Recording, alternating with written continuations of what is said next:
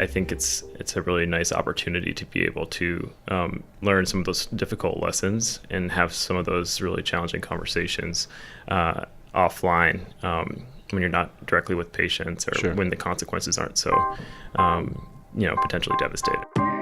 I'm Nick Cuneo. I am a fourth-year resident in internal medicine and pediatrics at the Brigham and Women's and Boston Children's Combined Program. Welcome to the 8th episode of the MD Edge Post Call Podcast. I'm your host, Nick Andrews. Each week in the Post Call Podcast, I interview a different guest or guests and tackle a different angle on what it means to be a physician. In this episode, I traveled to Boston to talk with an internal medicine and pediatric resident who has found his voice in narrative writing pieces published in medical journals. Recently, he explored what an old car can teach him about interacting with patients, and that was published in the New England Journal of Medicine. Now I take you to the 12th floor of Brigham and Women's Hospital in Boston, Massachusetts for my conversation with Dr. Nick Cuneo.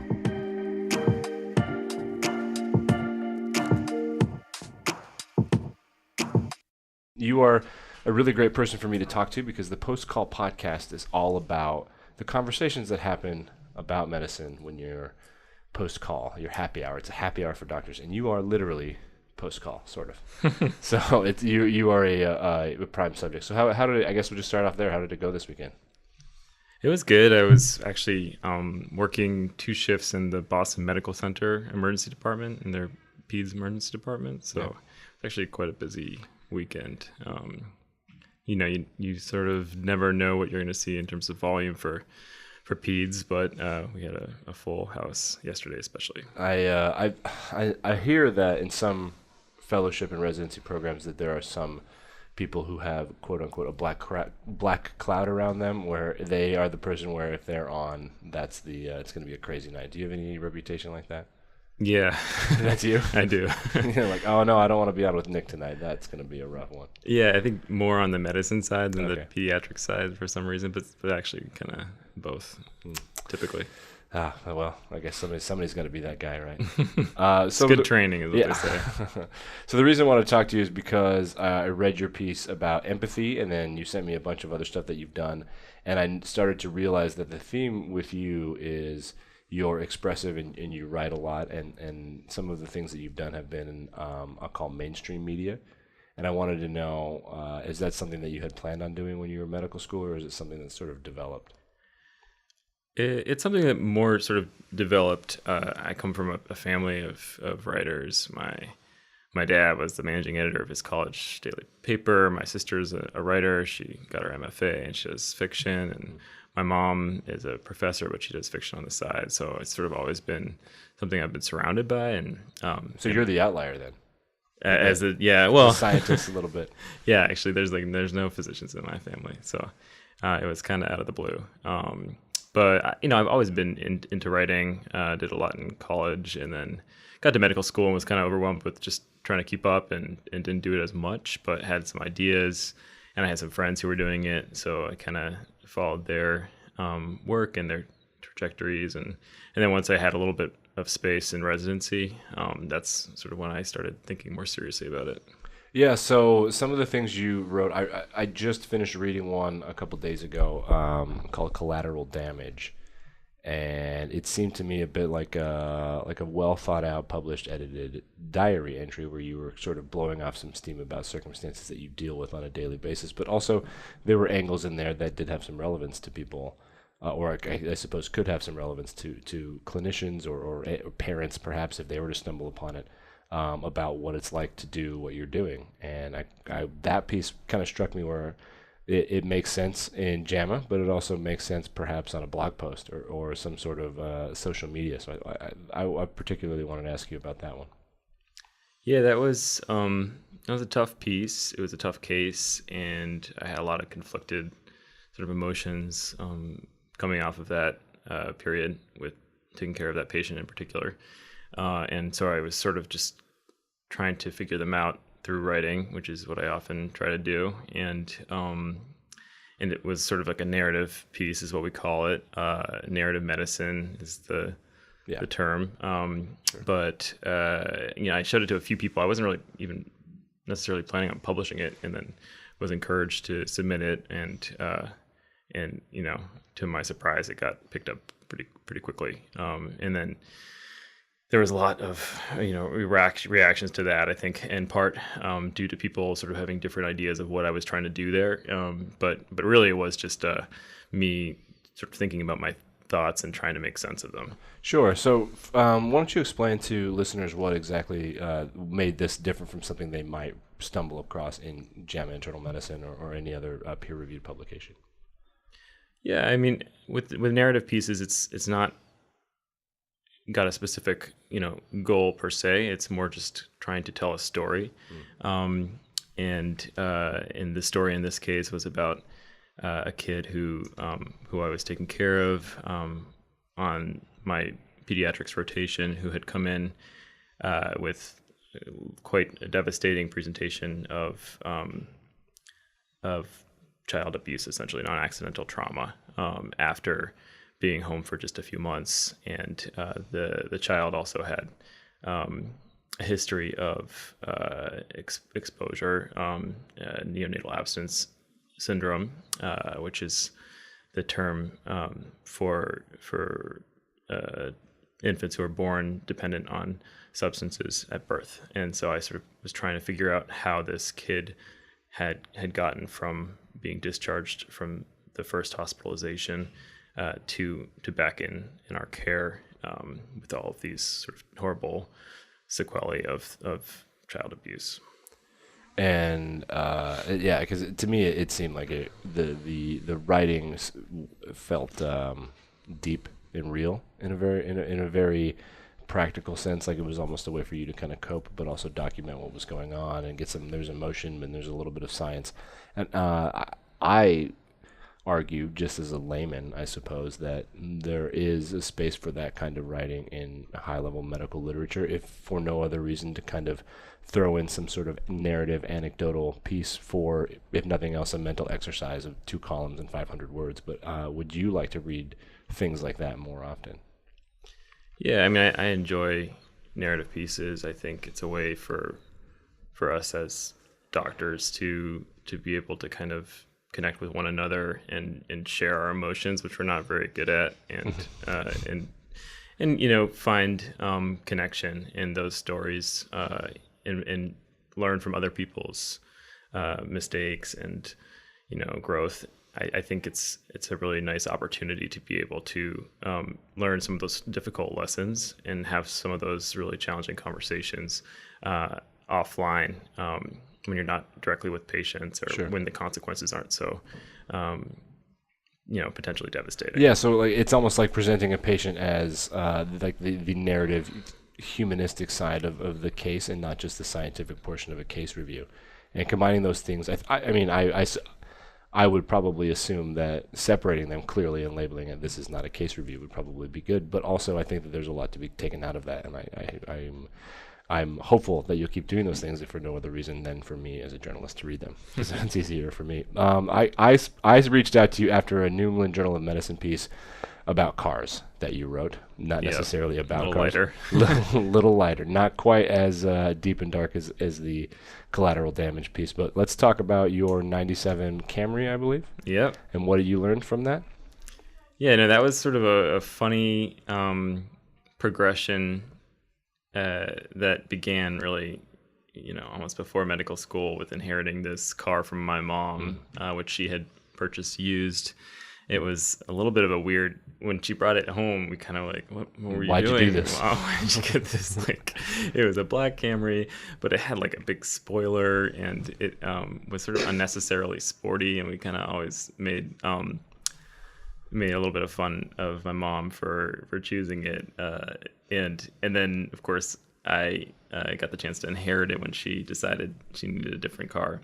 And I had just gotten back from 2 years abroad. I was in Haiti for a year, and then South Africa for a year after after undergrad, and then before starting medical school. So I got the car. I sort of was very grateful, and then shortly after starting medical school, the car started to have some issues, and I realized throughout my time kind of getting that early cynicism that you get with the the beginning medical school curriculum and the kind of basics that seem a little bit obvious to people who have some life experience.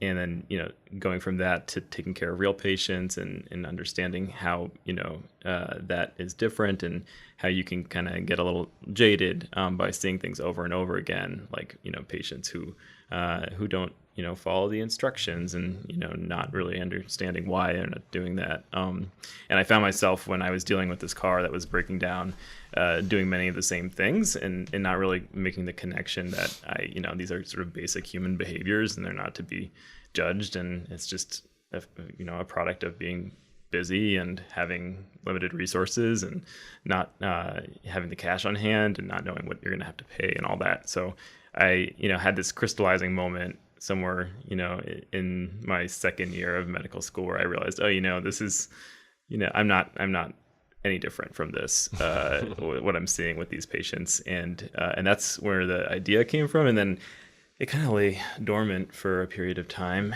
And then I finally picked it up once I was in residency and wrote it up. Did you find that the principles that this crystallizing idea, did you find that those continued to be true, if not more so, as you got deeper into residency? For sure. I mean, I think I just let my oil go to 7% before changing it. It's like, I guess so. You're the I've said this before in this podcast that I consider surgeons to be people mechanics, and so you are on one side the mechanic, and on the other side, I suppose you're the patient. Where the mechanic says, "Okay, well, you got to do it this time, otherwise the car's going to break forever." Yep. And then now you're in the hospital, so you got to do it, otherwise it's going to be really bad. Man. What a circle of life. I suppose the difference is that the mechanic can turn the car engine off, and you really can't do that to a human being. Hopefully not. So you can, but yeah, that's not usually the goal. Yeah, that's a life hack. All right. So what's next for you in writing? Do you have any thoughts? Anything longer? Any sort of like book level stuff or multi-piece things, or are you just kind of letting things come and doing this journal style publishing?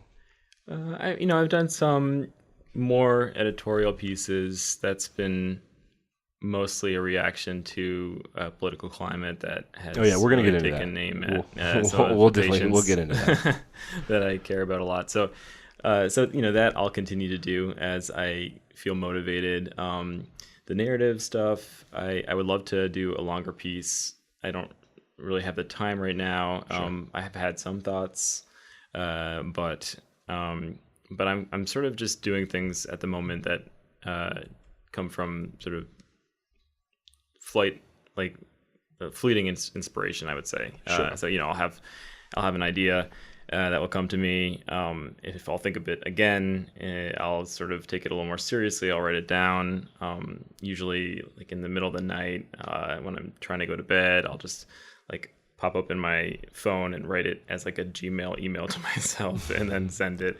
And then, if I go back to it again, then, I'll try to start to make a little space. So that if it sticks against the wall a couple times, then it must be something there. Yeah. And I think that's my general strategy, is to try to take it a little bit slow, not to, maybe for editorial pieces, it's a little different because they're time sensitive, but for the narrative pieces, I have ideas that I think are good. I have ideas that seem good in the moment, and then I go back to and I think, wow, this is it's already been done a bunch of times, or not such a great idea for X, Y, or Z reason. So I try to give it a little bit of time. And I do have a few things that I'm working on. I'm meeting with one of my writing mentors this afternoon about a couple pieces. So. Oh, that'll be exciting. So is your family offended that they're not your writing mentors? Well, I think they are in many ways. I mean, actually, my mom and my dad and my sister have all been super great resources. So, I don't want to get any star hunting, but has your sister written anything that I could buy on Barnes & Noble, or is that something that we don't really need to make Not on Barnes & Noble, but she's published a few novels, and so she's on the way there. Okay. Yeah, no, she's great. Where'd she get her MFA? Because that was the line that I was sort of taking for a while. So I'm just kind of curious about what your window into the world is. She went to California College of the Arts up in San Francisco. Yep, that's up there. That's one of the good programs for sure. Yeah. Well, that's really exciting for you to kind of have different people who write different things, and I guess inspiration. And as a sibling myself, I know that trying to beat your sibling at something that they do is always a little bit motivating under the radar. Like, hey, look, I can do what you can do too. Yeah, that's I'm what not that was intimidating. basically the theme of her roast slash toast for our rehearsal dinner. So That's really exciting. yeah, I love my sister. We talk basically every day. Oh, that's excellent. And I think I've noticed in my personal life now that because my brother he's a nuclear engineer and he's working on non-proliferation policy in DC. He is a scientist and a nerd. And I consider myself a man of the world. I have cocktails with people who think about philosophy. But I find that the juxtaposition between the creative left brain hippie sort of mindset with the medical or scientific or engineering that kind of mindset, those two personalities can really balance each other out and make for fun friendships and fun relationships. So that's pretty cool to hear you say that. That's been great. Yeah, I hope that you have a good relationship with your sister. I mean, I guess I hope Not everyone does, you know, right, but we definitely complement each other, and it's just as you were saying, we kind of like push each other in the right ways. It's just you're born, and then it's a competition till you die. That's just how it goes, I suppose. Yeah, let's get into the politics thing. This is pretty timely because you have something titled here for doctors. This is the title. For doctors, staying out of politics isn't an option, and you and I are sitting here a few days removed from a very, say, notable interaction online between the National Rifle Association and the medical community. And I'm not sure if you're aware of what happened. Are you aware of the tweet that was sent out? Yeah, just stay in your lane. Stay in your lane. And now the This Is Our Lane movement has gained a foothold. And I think that is sort of what you alluded to. At some point, the patients that are being represented are being used as political pawns, perhaps, in different ways, and for physicians, it's becoming harder and harder and harder to be hands-off in these conversations. Yeah, I think, you can only see so much of something that is totally preventable through good policy and not get totally frustrated at the inaction. Sure. And as these things keep on happening, and, gun violence has always been an issue and is always present across our cities for the reasons that we've all come to know. It's really hard not to feel like you have to take a stance and speak up on behalf of your patients because they're the ones being directly affected. And I think every time that doctors get political, we're told some variation of stay in your lane by some group of stakeholders. When I first wrote that piece for Doctors Staying Out of Politics Isn't an Option, that was in response to an institution here, the Dana-Farber Cancer Institute, holding a fundraiser at Trump's Mar-a-Lago. And it was right in the wake of the election, and Trump was doing a lot of the things that he did early on with respect to the Muslim ban and banning the refugee program and all sorts of actions that were viewed as pretty despicable by the medical community here because they really affected our patients directly. And I was called by, I'm not going to name who, but basically told, why aren't you working on taking care of patients and focused on that? Why are you doing this? Sure. This is not where you should be.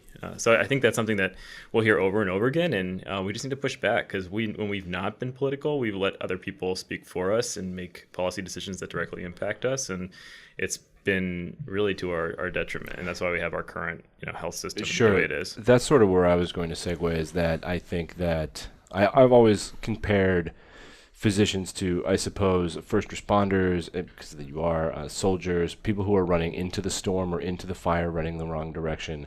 And when you do that, it takes a tremendous amount of fortitude and energy and time. And perhaps there isn't the same amount of time to look at the big picture and how's the system going to work and what do the doctors as a community think about this. And then there's dissent among the different organizations and different societies. And the primary focus of being a physician is to treat patients.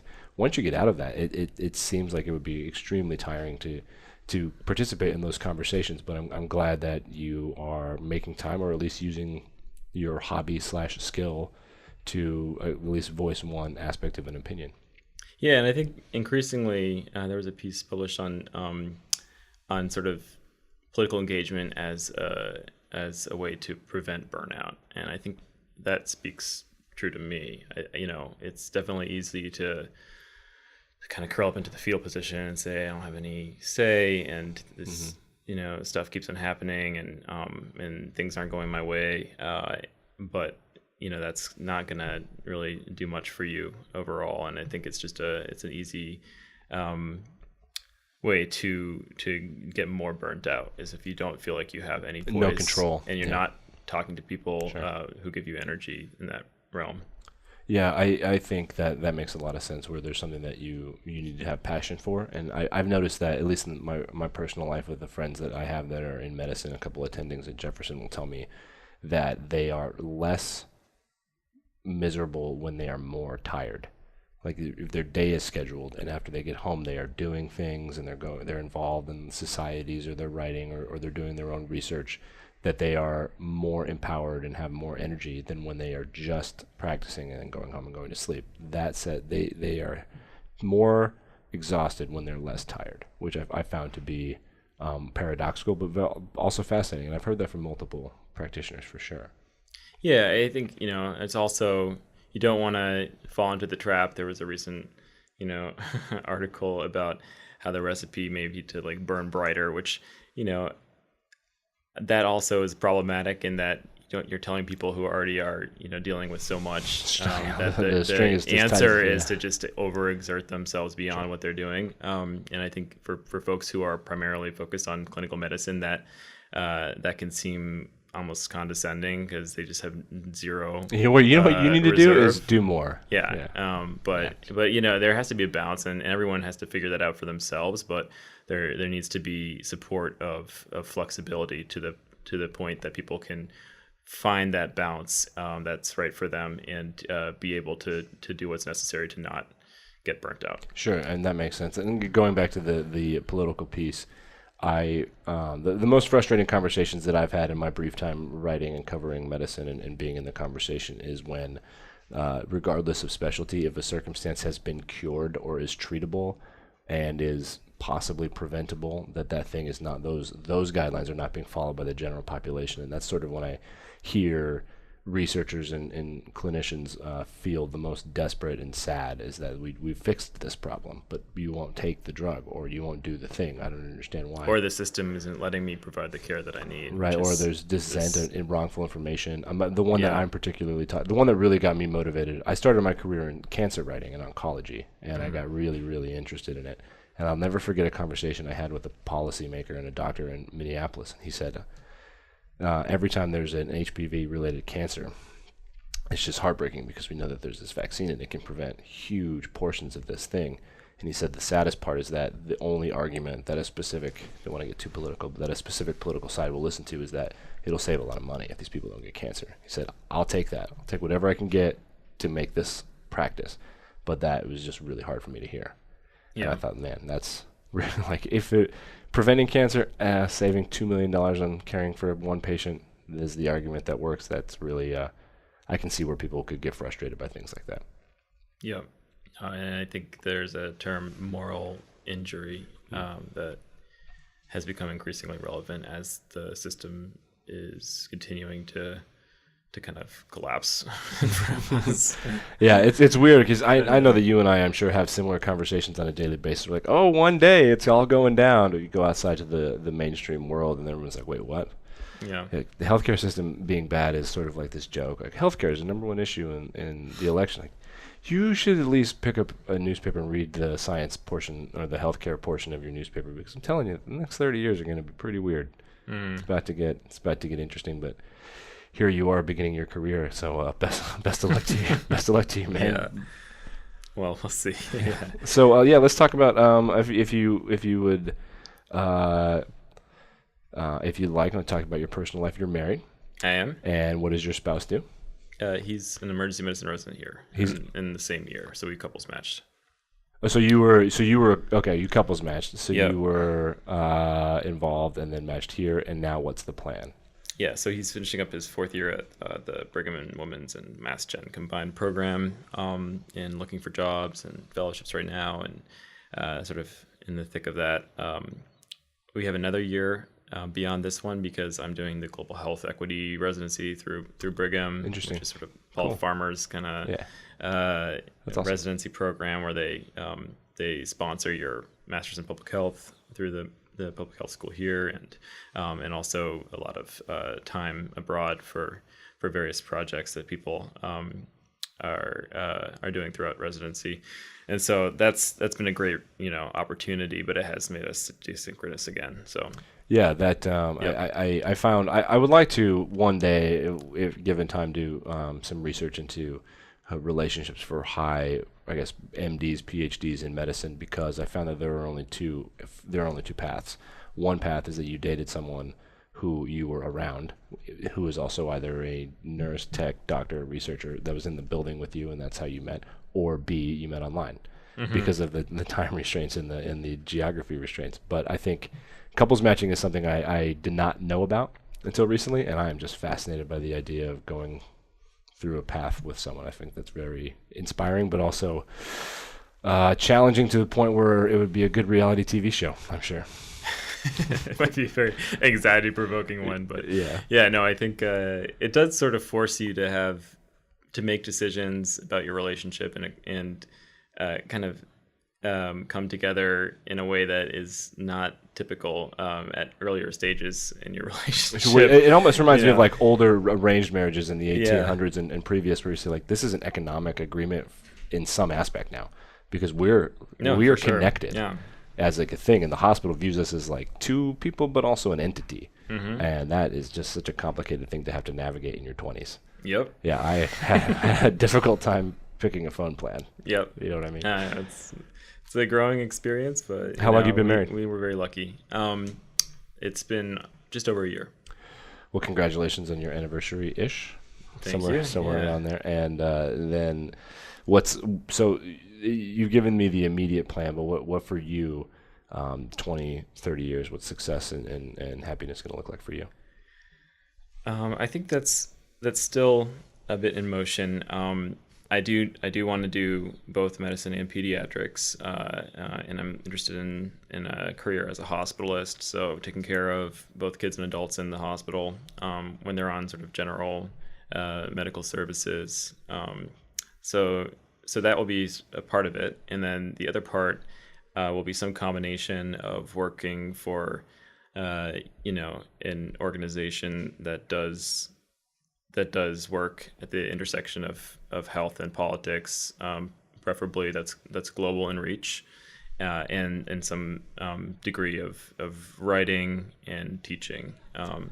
But I need to kind of figure out the exact balance. So basically, you're saying that you're going to kind of keep doing what you're doing until like the path kind of shows itself to you. Like, where's the job going to be? What's the focus going to be? Yeah. No, I mean, I think that since I have an extra year, I've been dragging my heels a little bit about getting too sort of specific with the job search yet, especially since we kind of need to figure out where we're going and the next steps there. But I have already established relationships with several organizations throughout the years that I've done work with, and would love to kind of continue those connections, and then I would also love to continue writing. And I have to figure out, I think personally, my big mission for this coming year is to understand to what degree, I should pursue either as the primary sort of alternative, right. Additional piece to my career beyond the clinical work. Yeah, and I think that it's a tough decision to have to make to already be deciding where you're going to spend your time if your goal is success, other than because the writing thing for you is it's working out and it's going very well. It's gone beyond just sort of like a way to channel your thoughts. It's something that you're publishing and it's real, it's palpable, and to have to choose between this thing that you do to like for I guess to blow off steam and make that a portion of your career and what you're juggling must be pretty challenging. And I wouldn't blame you at all for tabling that decision for after the holidays, what have you. Yeah. Well, I think I am actively trying to figure it out. So I'll let you know as soon as it. Yeah, we'll be we'll be breaking news for sure. So I think. The people that were the purpose of this podcast is to sort of I guess enlighten clinicians and MDs and PhDs about avenues through to explore things that are not just clinical medicine, the things that get you burned out.